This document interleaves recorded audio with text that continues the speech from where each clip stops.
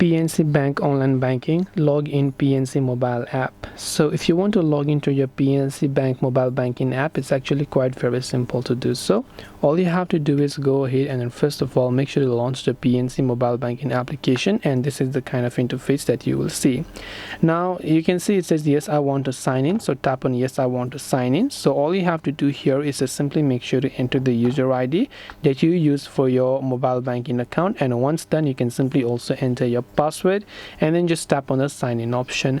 Now in case you happen to forget your password, you can tap on reset password option right over here, and if you haven't enrolled for mobile or online banking, you can also tap on the enroll option here and enroll for PNC Bank mobile banking or online banking. Once done, you can tap on the sign in option and you'll be successfully signed in if your credentials are correct.